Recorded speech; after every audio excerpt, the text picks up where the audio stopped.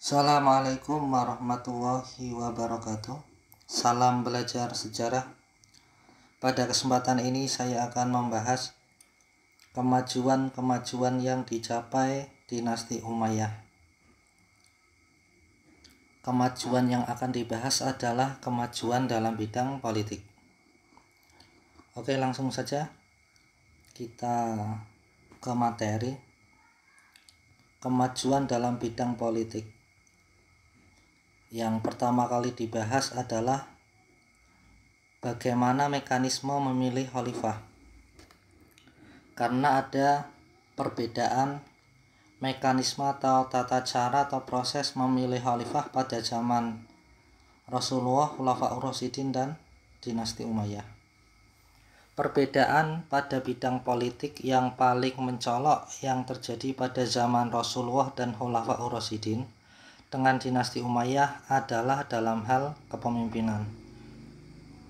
Jika pada masa kepemimpinan Rasulullah SAW dan Khulafaur Rasyidin, pemimpin atau khalifah dipilih langsung oleh rakyat. Sedangkan pada masa dinasti Umayyah, pemimpin atau khalifah dipilih berdasarkan turun-temurun. Karena dinasti Umayyah adalah sebuah kerajaan. Jadi dapat dipahami bahwa sistem pemerintahan dinasti Umayyah menganut sistem monarki. Sistem monarki adalah sistem kekhalifahan yang diubah menjadi kerajaan. Berarti sistem pemerintahan yang dianut Khulafaur Rasyidin itu demokrasi, karena khalifah dipilih oleh rakyat. Sedangkan pada masa Khulafaur Rasyidin menggunakan sistem demokrasi, karena khalifah dipilih oleh rakyat. Sistem kerajaan dinasti Umayyah meniru bentuk pemerintahan kerajaan Romawi dan Persia.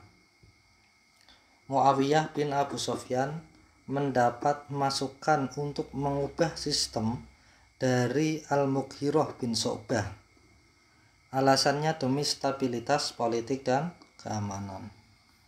Jadi konsep itu berawal dari masukan dari Al-Mughirah bin Syu'bah karena melihat sistem pemerintahan kerajaan Romawi dan Persia.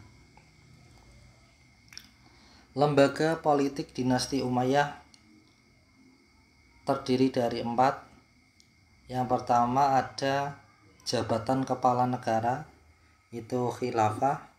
Kemudian yang kedua jabatan sekretaris negara, itu kitabah.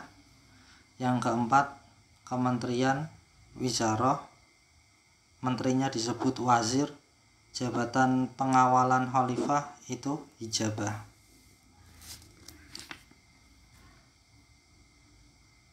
Selanjutnya berkenaan dengan masalah-masalah administrasi negara, dinasti Umayyah juga membentuk lembaga tata usaha negara yang disebut An-Nizam al-Idari.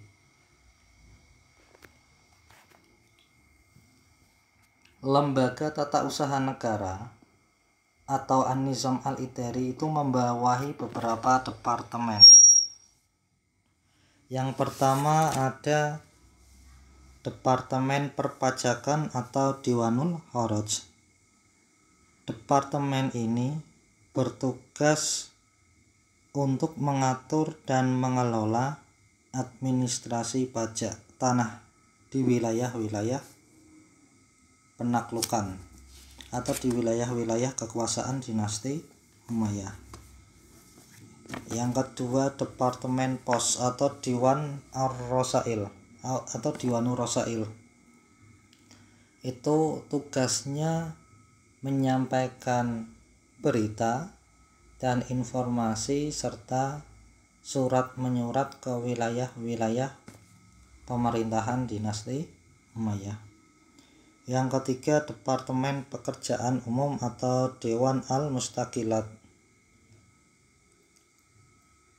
Departemen ini bertugas menyelesaikan berbagai urusan umum atau masyarakat luas.